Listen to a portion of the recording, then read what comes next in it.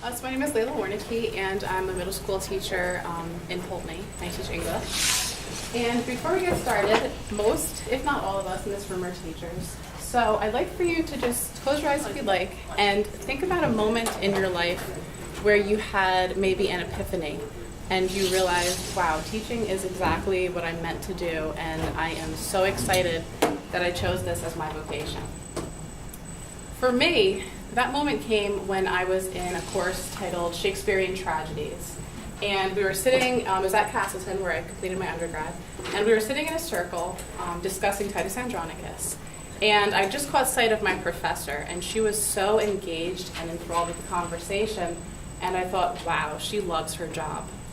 She gets to collaborate with authentic learners every day who are involved in the process and engaged, and she gets paid to do this.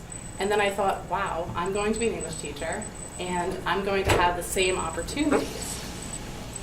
And then I started teaching middle school. And I realized that not everything is as organized as I maybe thought. This picture right here was taken when I went outside to talk to the principal for a second, and I came back in, and all of the boys in the class had assembled themselves in a dog pile in the corner of the room. And it was maybe 30 seconds that I was out. So I realized right off the bat that teaching was not exactly what I had in mind, but I learned to roll with the punches. So we can all kind of laugh about the chaos of middle school.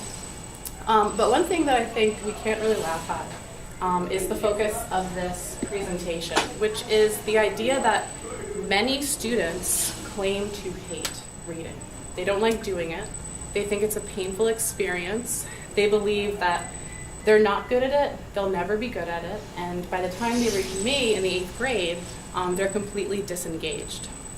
So when I was going into my second year of teaching, I wanted to determine if there was a method that I might use to engage those reluctant readers, and mostly to allow them to see that reading isn't this painful experience, but reading can be something authentic and something that you can continue on past school.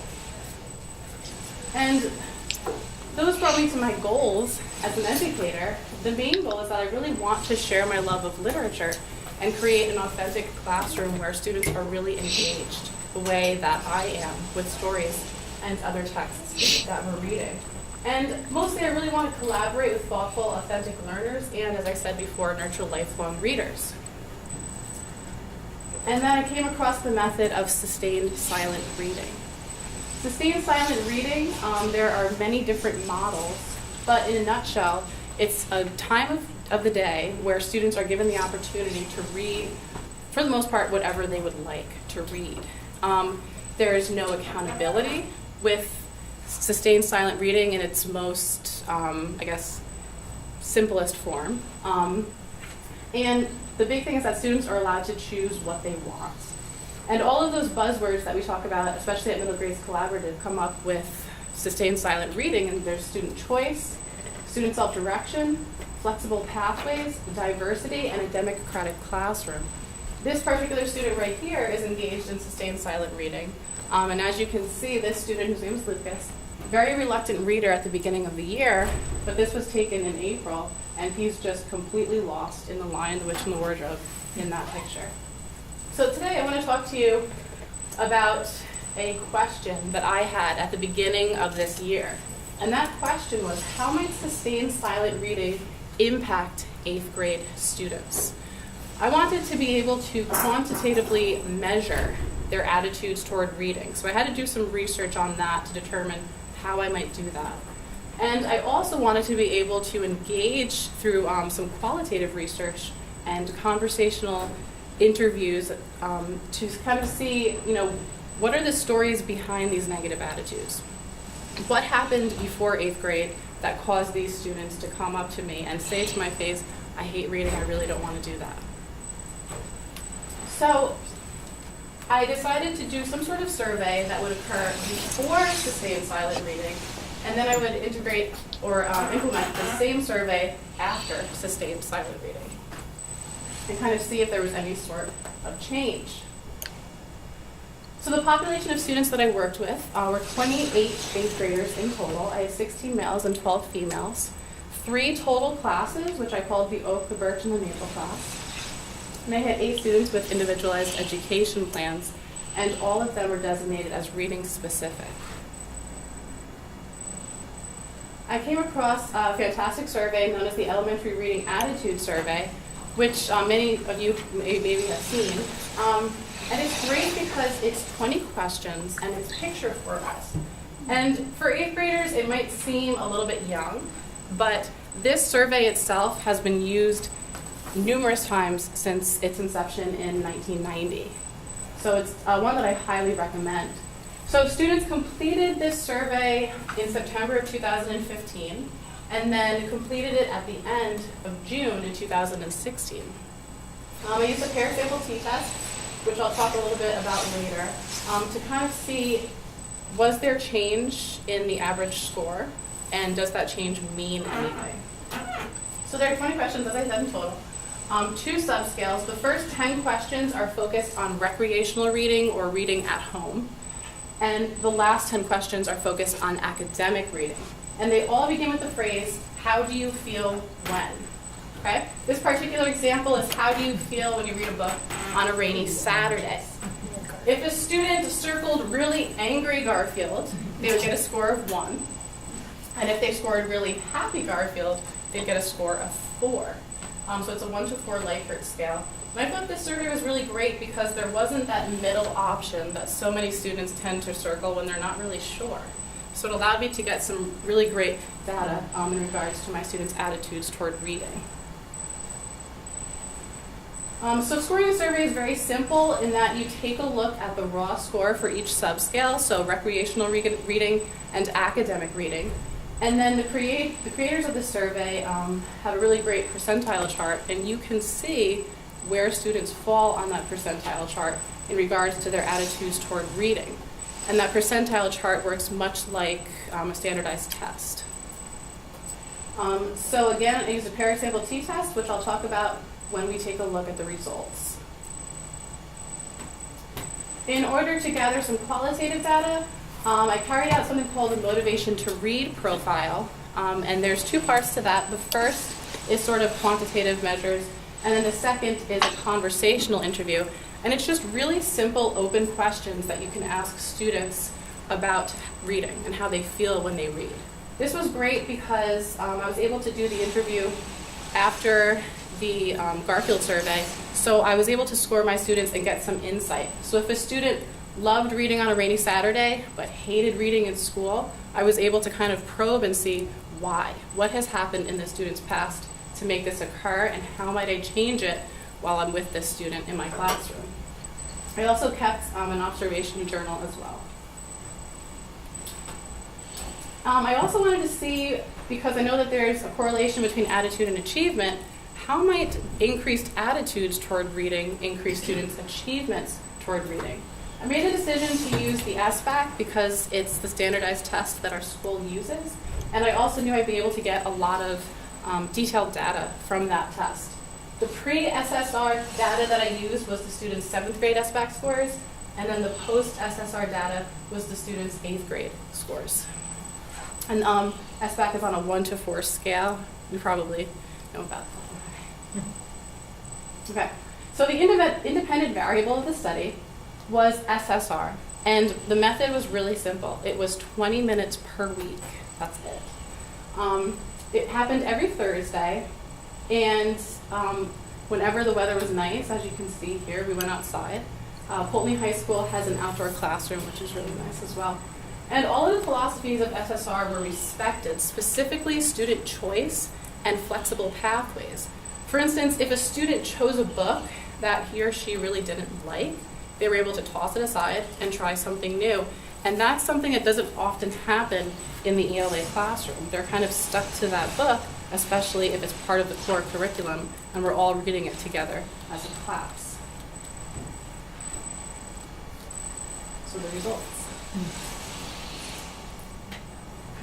Okay. So this chart here represents the average score for each question on that Garfield survey, 1 through 10, which was focused on recreational reading. The light blue bars represent the average response before SSR, and the dark blue represent after SSR.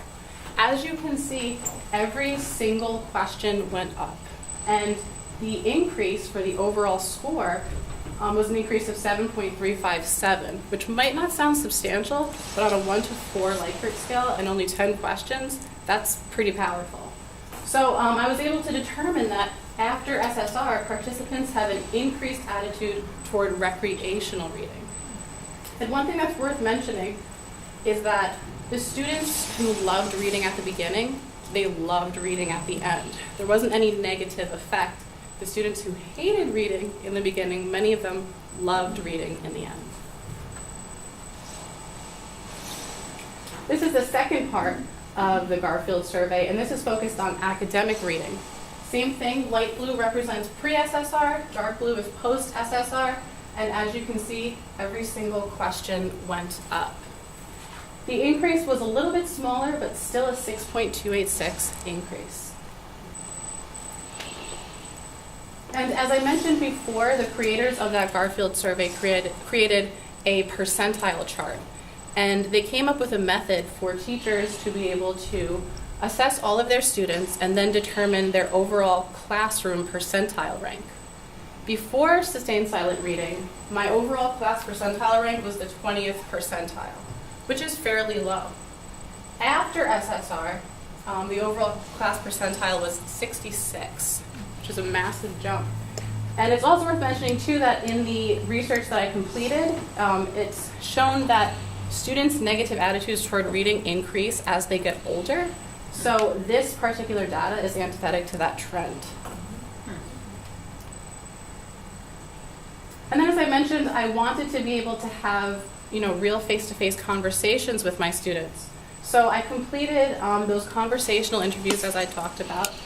And there were 6 themes that came out, or 6 ideas that students, many of them, mentioned.